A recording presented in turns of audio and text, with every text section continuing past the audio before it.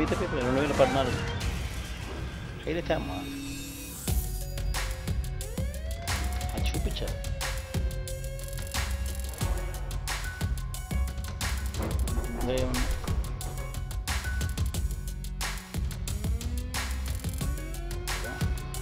వాళ్ళది అది ఇంకోటి 19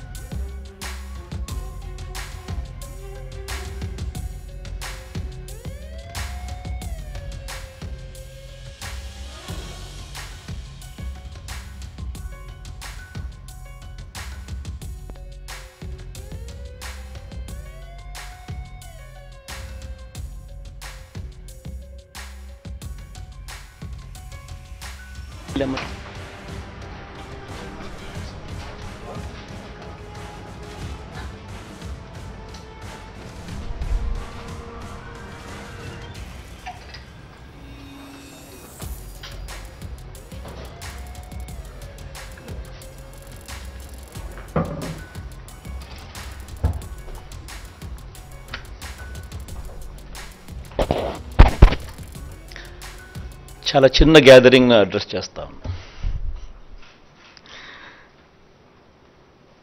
ఐ థింక్ మేనిఫెస్టో అన్నది నిజంగా అర్థం వచ్చినది. మేనిఫెస్టో అంటే ఎంత పవిత్రమైన గ్రంథము, దానికి ఉండాల్సినంత ప్రాధాన్యత ఎప్పుడొచ్చింది అని అంటే అది కేవలం ఈ 5 సంవత్సరాల్లో ఈ 58 నెలల కాలంలోనే అని కూడా చెప్పడానికి నిజంగా చాలా గర్వపడతా ఉన్నా. ఎందుకంటే గతంలో అంతా మనం చూసేవాళ్ళం, మేనిఫెస్టోలు అంటూ చెప్పేవాళ్ళు ఎన్నికలప్పుడు రంగురంగుల కాగితాలతో, రంగురంగుల ఆశలతో, రంగురంగుల అబద్ధాలకు రెక్కలు తొడిగి ఒక డాక్యుమెంట్నిలా చూపించేవాళ్ళు. ఎన్నికలు అయిపోయిన తర్వాత ఆ డాక్యుమెంట్ ఎక్కడుంది అని ఎవరైనా వెతికినా కూడా కనపడని పరిస్థితి. ఎన్నికలు అయిపోయిన తర్వాత ఆ మేనిఫెస్టో డాక్యుమెంట్ ఎక్కడ దొరుకుతుంది అని అంటే చెత్తబుట్టలో కూడా దొరకని అద్వానమైన పరిస్థితులు మనమంతా చూసాం. కానీ మొట్టమొదటిసారిగా ఒక మేనిఫెస్టోను ఒక బైబిల్గా, ఇది 2019 మన మేనిఫెస్టో,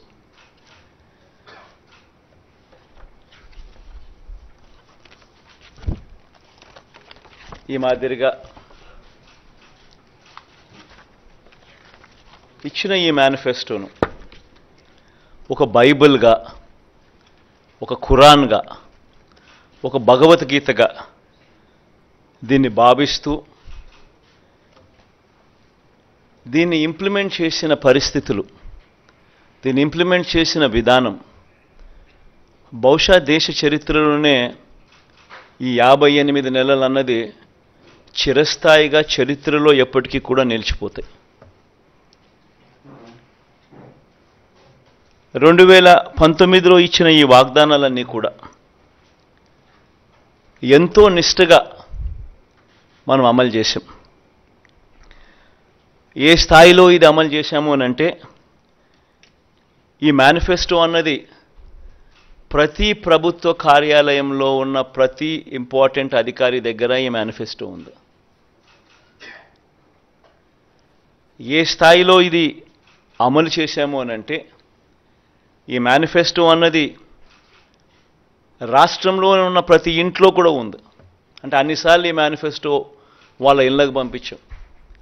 ప్రతి సంవత్సరం తర్వాత ఇదిగో ప్రోగ్రెస్ రిపోర్ట్, ఇదిగో అక్క, ఇదిగో చెల్లెమ్మ, ఇదిగో ప్రోగ్రెస్ రిపోర్ట్, ఇదిగో మా మేనిఫెస్టో, చెప్పినటువన్నీ మీరే టిక్ చేయండి అని మొట్టమొదటి సంవత్సరంలో ఏ 88%, 85%, 86% మొట్టమొదటి సంవత్సరంలో టిక్కు పెడితే చివరికి వచ్చేసరికి 99.5%, 99 ఎంత ధనంజయ్ ఎంత 99 చివరికి వచ్చేసరికి అదే 99% పైచిలుకు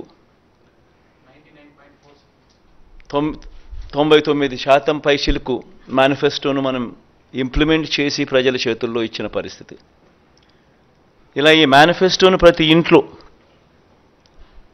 కూడా చేర్చిన పరిస్థితులు ఎప్పుడైనా ఉన్నాయా, ఏదైనా ప్రభుత్వం చేసింది అని అంటే అది కూడా ఈ 58 నెలల కాలంలోనే జరిగిందని కూడా చెప్పడానికి గర్వపడుతున్నాను.